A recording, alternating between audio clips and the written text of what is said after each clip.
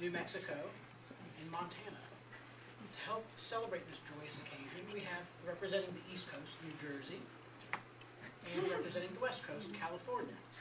How do? They'll be singing a duet of our beloved song, This Land Is My Land by Woody Guthrie.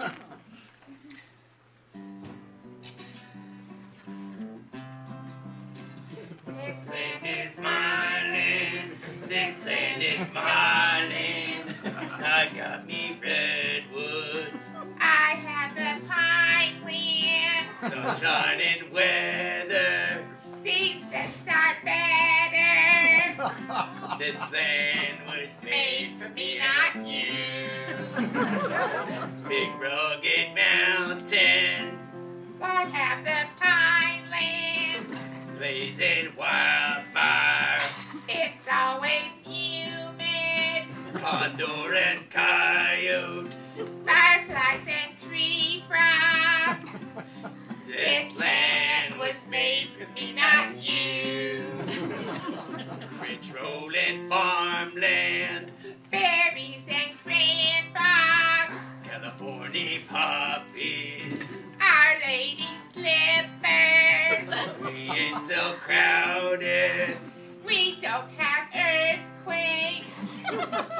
This land was made for me, not you. This is a joyous occasion. We shouldn't be fighting. We should be celebrating the wonderful things about the new states we are inviting in.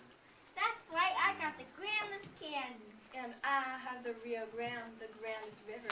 Well, remember, I have the grandest mountains. You know, mountains, Montana. And don't forget about me. I'm the buckle of the wheat belt. Yeah, you're right. We shouldn't be fighting. We all have something good to offer. Like California,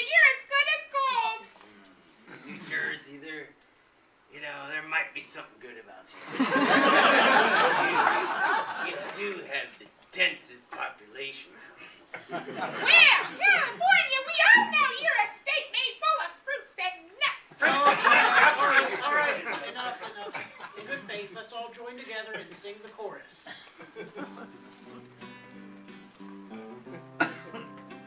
This land is your land. This land is my land. From California to the New York Islands. From the Redwood Forest to the Gulf Stream waters. This land was made for me, not you. What are you talking about?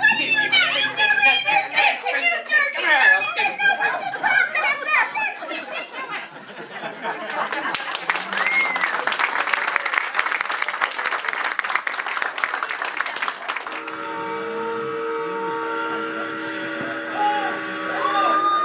Where's the lifeboat?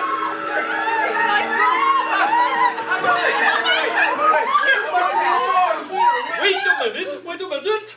There's only 4 spaces in this lifeboat, and no, there's 5 of us. So how do we decide which person stays back and dies? I think the only fair way to do this is by lots. Here, I have some... Wait, what about that cute young artist and rich young lady over there? They just met on this voyage. Should we let them live and be together forever? No, it's much more romantic to die in each other's arms. Yeah. Here, take a straw. Yes. Oh, bummer. Sorry. You'll never see the Statue of Liberty. That's a shame. Okay. Wait a minute, buddies. Wait a minute. As an immigrant, I must say that the immigrants are good for the economic situation. That's nice. Okay, Yeah, how do we whatever. run this show? Yes, but one more thing, buddies. One more thing. Immigrants are not a problem because they work hard and they pay taxes. Taxes, I like Well, so taxes. do we. And besides, we immigrants, we do the work you Americans don't want to do. Well, I know there's a lot of work that I don't want to do, so maybe we should make let's this try it let again. this guy. Let's try it Yeah. It's work women let's try this have been again. All doing. right, all right. This is true. Give Yes. me a straw. There you go.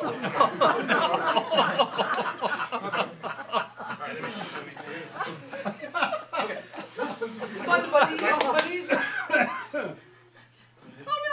Yeah. Oh, All right, I'm I'm outta here. sorry. I'm outta here. That's the way it goes. No, look, the future rides on my slim shoulders. Listen, no, you have to let me talk. Women of the world will have the vote, and on the day of judgment, if you leave me behind, you will be branded as being on the wrong side of history. I I'm not just a person, I'm a I don't symbol. speak English. Can you imagine life without women? Oh, that is something I cannot imagine. Oh, let's... I want women. We need women. Okay. Yeah. Let's try this again. Okay. Okay. Okay. No! What a pity. It's like, yeah, okay, fine. Yeah. I'll just straighten some deck chairs over here. Why don't, yeah, because Good idea. clearly you don't care about college students like me and the future of our country. You know what? Fine. Leave. Why don't you just get us off the gold standard and raise the national debt? I don't care. So, son, what were your grades like in college? Yes. Oh, they're all pretty much a bit lower than a D. Time to go. Listen, if we were grading on a curve, I would look like the next Tesla. Seriously. And I promise to study. I will study harder, and just let me live! Who could have more potential than this young man? We have to consider. All right, okay. All right, one last time. Oh, thank you! Don't speak English. Thank you! This ship is not going to stay afloat much longer. I mean, if that's what the group thinks is best, then yeah. Let's do that. Okay. I can't take much more of this. Okay. Yes. All right. Oh, sorry. You know, beauty. You had a good life. Okay. It's been a good life. All right. as your senator, don't leave. Who is going to kiss your babies? You need someone that you can trust. Social Security, think of your future. There's no future. You leave me, there is no future. And think of what has happened here, people. We need to have a commission to look into this matter. This is true. We need This justice. is a disgrace. Justice. For the future, for the country. The immigrant would know this. You know this as a college student. For the future. I don't speak English. Someone needs to take care of You know what? I'm pretty sure I'm going to have babies and they're going to need They're kissing. going to need to be kissed. And I want them kissed by this man. Let's go. My feet are getting wet. All right. Okay. Okay, I got a good feeling about this time. All right, hold on. Wait. Okay. Oh, good. I'm out of here. Oh, that's so Wait, sad. sorry. There's no room for the cat. Sorry. Okay. Sorry. Bye. Oh. Wait, friends, you can't leave into this icy death. If you kill me, you kill more than one mere mortal. Why? You kill a whole animal kingdom. I speak for those who cannot speak. I speak for our animal cousins, for those in danger, those who are hunted to extinction. Where is The she? blue fiddler crab, the blue spinster bat. You killed them all. We need to go. English. My life is dedicated to preserving their habitats. If you kill me, your children may never see a chimpanzee. That's a chimp. What's the Taj Mahal baby not a chimpanzee? That's the best part of the zoo. Consider your choice carefully, friends. Let's get out of No, the okay, come on. chimpanzee. This lady's going to say the chimps and we got to get her back on the boat. Okay. All right. Well, this is really going too long. This Okay. is going Whoever's far out too this time is out. Okay, Okay. we're all agreed. Here's this. Oh, yeah. Okay, there we go. No, Okay. that's one way of getting rid of someone. Okay. Let's try this again. Okay. Wait! Stop! We said. Stop. Where are we going? We are going to America, the land of opportunity, equality. We cannot allow anyone to take advantage of any other one. I don't speak English. Man to be unequal going to America of all places? So what's your Point is, none of us should be going if we can't all live I don't together. speak English. We can't live together. We all stay behind? We should die together. Yeah. See? Yeah. What? I feel so much better about myself.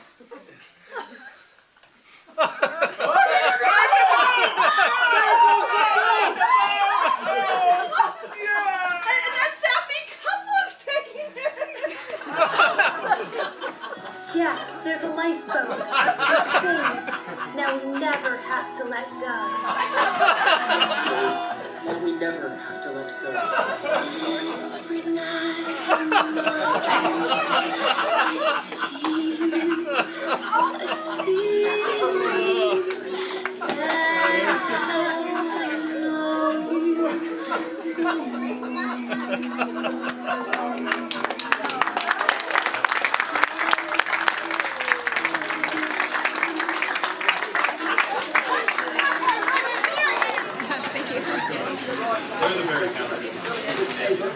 Fourth as well as Emergency Theater on the Air in The War of the Worlds by H.G. Wells.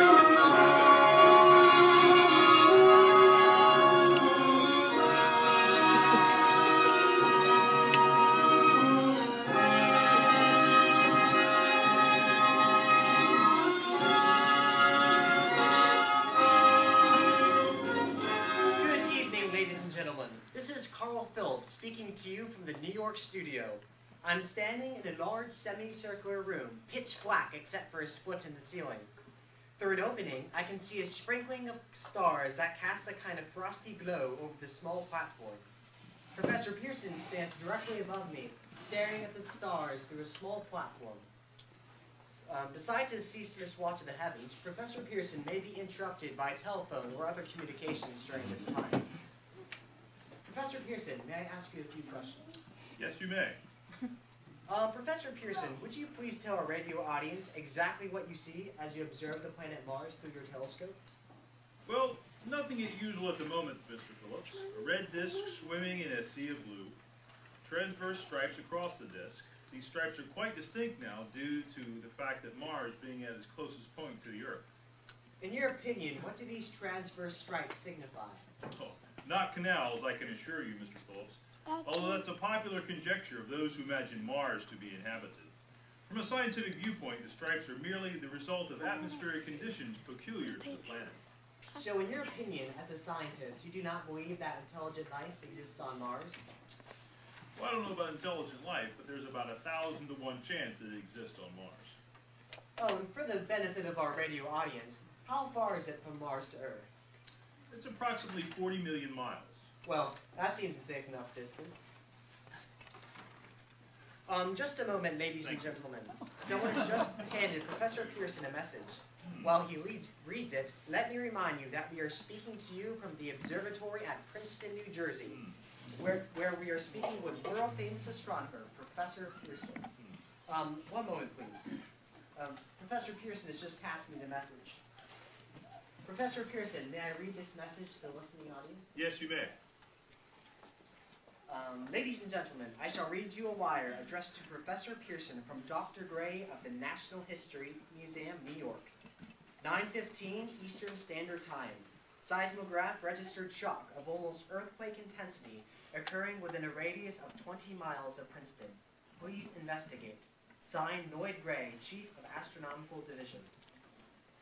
Professor Pearson, could these disturbances have anything to do with the disturbances on Mars? Hardly, Mr. Phillips. This is probably a meteorite of unusual size, and its arrival is just particular to, just merely a coincidence. However, we shall conduct a search in the morning as soon as daylight permits. Thank you, Professor Pearson. Again, thank you, ladies and gentlemen. For the past 10 minutes, you've been listening to Carl Phillips from the New York studio.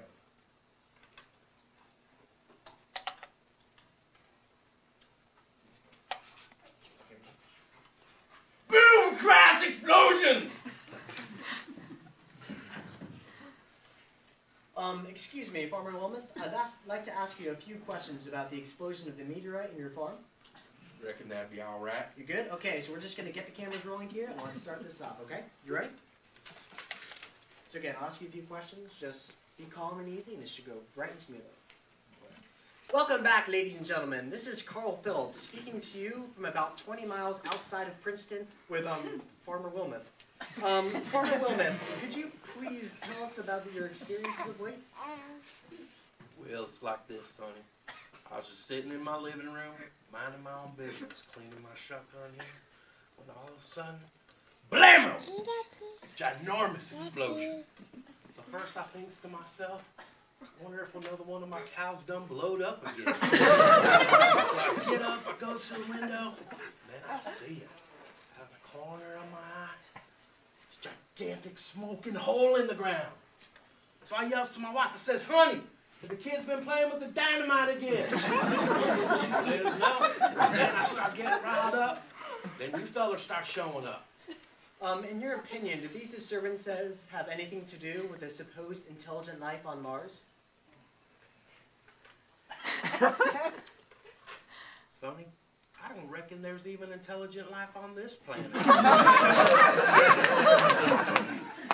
Again, ladies and gentlemen, this has been an interview with Mr. Wilmoth. Get outside. Set up the perimeter. Get an eye on that desk. Oh, and ladies and gentlemen, it appears that the military has arrived on the scene.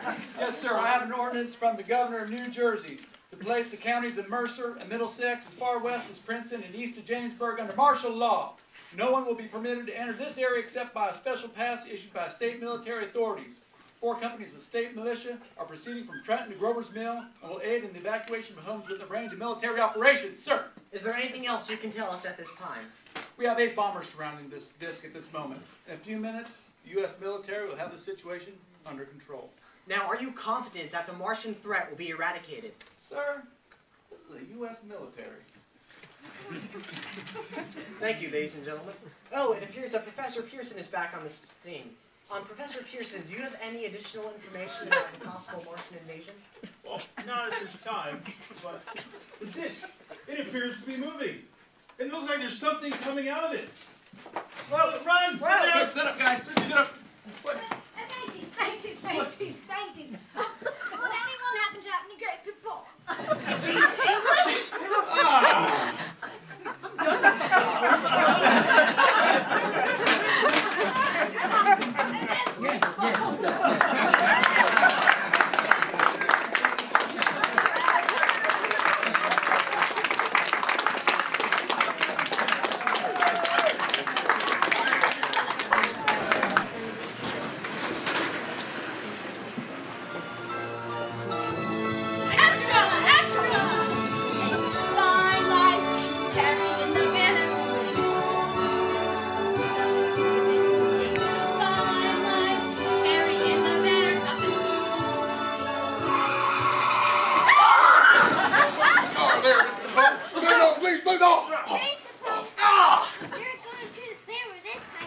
You got nothing on me, cop. I'm clean. Oh yeah? We busted a moonshining operation wide open. I wouldn't count your chickens before they hatch. Our man on the inside gave us the goods in last shipment. We stopped at the state line. Good luck wriggling on this one. Your informant's gonna do the wriggling when I find out who it is. I'll have my boys have a new set of shoes on by dusk. He has the right to remain silent. Fake a detective will take it from here. You are now under arrest for a carbon footprint that makes Bigfoot look like Pooh Bear. The EPA is taking this case out of your hands. This is officially above your pay grade. Above my pay grade? I've been chasing Capone's moonshining operation for 5 years. And we thank you for your dedicated service, detective. Let's go. By the way, we'll be expecting your testimony in court.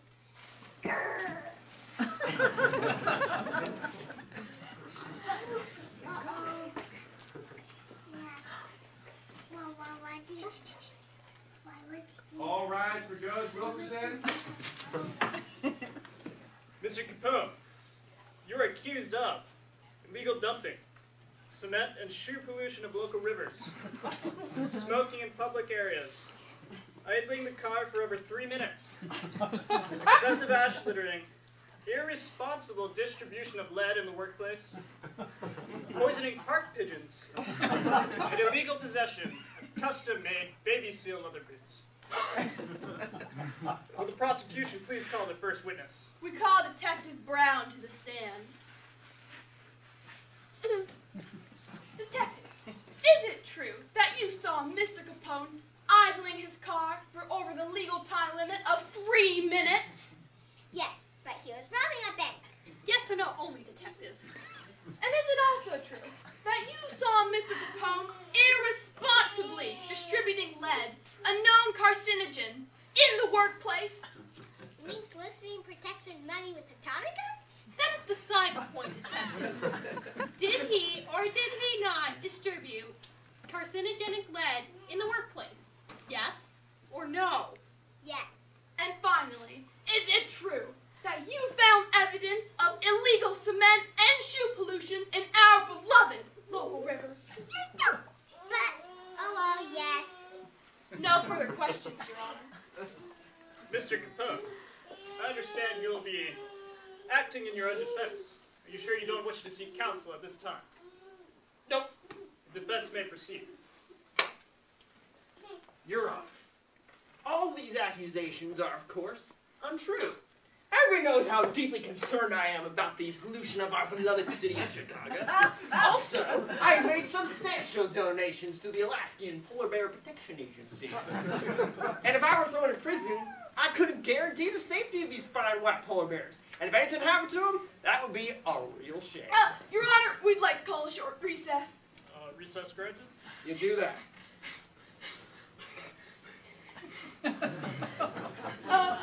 The EPA would like to drop all charges on Mr. Capone due to inaccurate evidence on our part. Apologies to Mr. Capone for taking his time. Sorry. Okay, Corker. Oh man, that was close. You okay, boss? Yep. Oh, at least they didn't get you for anything like, tax evasion. There he is, get him!